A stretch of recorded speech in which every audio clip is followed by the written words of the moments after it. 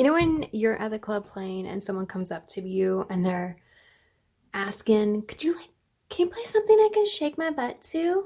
And you're just like, sweetie, I can't give you rhythm. You're gonna have to figure that out. If you can't dance to this, there might be some deeper issues. What's up, my good vibe DJ crew? You know how we do here on the tube. I feel like, and maybe you're feeling this too, like the universe is throwing all these life lessons at me. Like, hey, remember this one? Did you learn? No? Let's try again. Sometimes I feel like this whole plur unity, let's everybody get along and love one another is kind of a toxic space when we're not talking about the narcissists in the industry that are literally using people all the time to get whatever they want, whenever they want, and then become the victim when somebody doesn't give them what they want. And I think about it like the person that comes to request a song for you, and then you're trying to stay true to yourself. You're trying to stay true to your brand, your style, the things that you really love. If you try to people please everybody in the club, a lot of people are obviously going to be upset because maybe the DJ set doesn't end up being very cohesive. It doesn't really make sense with the space because you're trying to make everybody happy, which is impossible. And when you don't, sometimes what does that person do when you're like, this isn't the space, I'm not going to be playing that, but thank you for your request. They might go to the manager and complain about you. They might tell all their friends that you're not doing what you're asking them to do, and they're the DJ, so they should listen to you, and blah, blah, blah, blah, blah. But we know at the end of the day, if, again, we try to please all the people in our life, we are going to lose ourselves. And at the end of the day, the person that we need to be most accountable to is ourselves. So today I wanted to kind of touch on some ways you might want to integrate that into your career when it comes to maybe business partnerships or just collaborations with other promotional groups, and what you feel you were able to give, and also, within your own lifestyle. So let's hit it. Let's hit it. So first things first, you need to establish what this new relationship means, whether it is a partnership, 50-50, or a collaboration. What exactly is everybody's role in this new project, event planning, partnership, whatever it may be? Really get clear about what that looks like and who has what responsibilities. This is really, really important to know ahead of time, because this is something that you're going to take and be able to look at and see if, one, you're being accountable, two, the people around you are being accountable, or three, something needs to change and there needs to be a conversation about it. The next big thing you want to focus on are boundaries. Now, you might have a family life, you have a business on the side, and then you've got time to dedicate to this thing. You do not want to be the kind of person that is available 24/7. You don't want to be answering messages at 4 in the morning. You don't want to be answering messages at 11 p.m. at night, unless for whatever reason that makes the most sense for you. You need to have boundaries about when people are contacting you, how they contact you about it, and what that's going to look like moving forward. There will obviously be, something like an event. Days before the event, you might be in talks with everybody a little bit more frequently to make sure everything's going smoothly. But leading up to that, there has to be boundaries so that it doesn't consume your entire life, whether it's another person talking to you about whatever that project is, or just paying attention to the accountability and what's going on there. Let me explain more about that. For example, everybody's going to have their own roles in a company. Maybe you're in charge of sound, maybe you're in charge of playlists, prep, maybe you're in charge of booking people.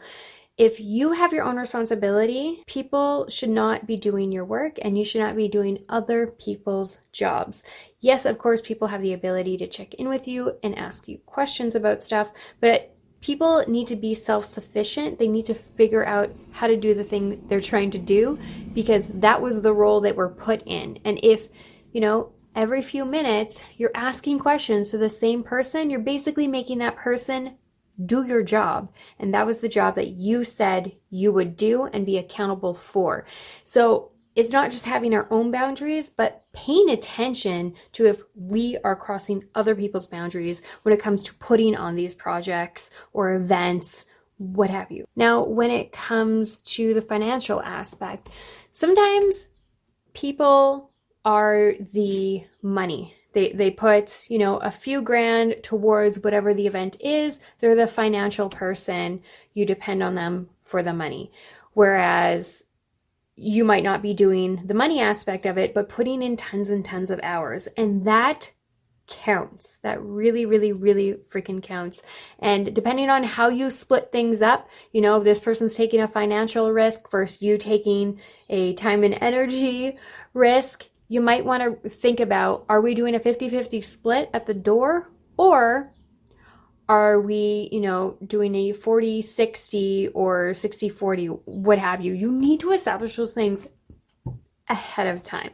And if somebody is taking a financial risk and everybody else is responsible to pay that person back, if for whatever reason there is no monetary gain, again, that needs to be established ahead of time, because the worst freaking thing is when you put all the time and energy into these events, they make money, and then suddenly you're walking away with just like a couple $100, even though it was such a profitable space.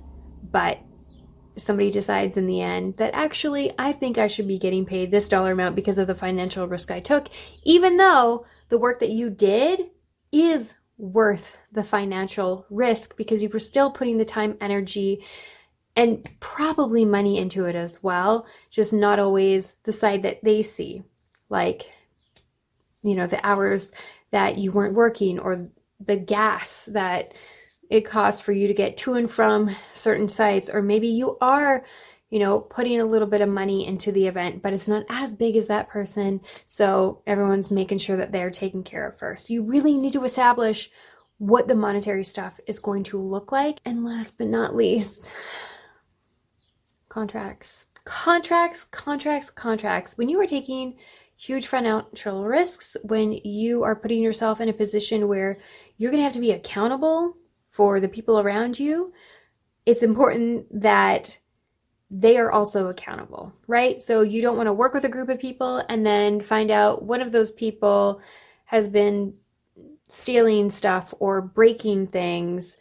And I know this is a worst case scenario that a lot of folks don't like to think about. And as a high neurotic, this is something I'm thinking about with business opportunities, but it is so freaking important to cross your T's and dot your I's when it comes to big jobs that could financially devastate you, especially since if you could be the co-signer for a venue, you could be the person with the credit card on for all of the sound rentals, and then somebody doesn't take care of something, items get destroyed or stolen or damaged in any way, and now you're financially obligated. So it's just so incredibly important that you are really thinking about what all of this stuff is going to look like, who's going to be accountable for what those jobs are going to look like, and what risks you're willing to take in something like this. Even if it's just saying, you know what, I'm going to have to take a step back from this because I'm noticing that I'm taking a lot of responsibilities and it's affecting my family life. Or, I'm unable to do my job because y'all are contacting me all the time and it makes it very difficult for me to bring in my living and then be here and helping everybody get ready for the show. So, having boundaries, having contracts, having a really good, clear idea about what everybody's jobs are is so important. So try not to get so excited about being a part of something without also thinking about, how are we going to plan for this in a way that's going to protect us all and keep us accountable? Because a lot of the times when it comes to shows versus somebody's livelihood where they are going to a job every day, people aren't always thinking about, I'm very, very passionate about DJing, but what if I don't get paid? What if I fly all the way out? What if I put, money down on this venue and things fall through. We want to think about those things too. We want to think about the risks that we're willing to take and the ones we're not.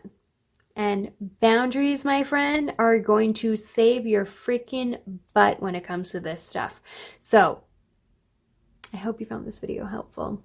And just sending y'all so much love.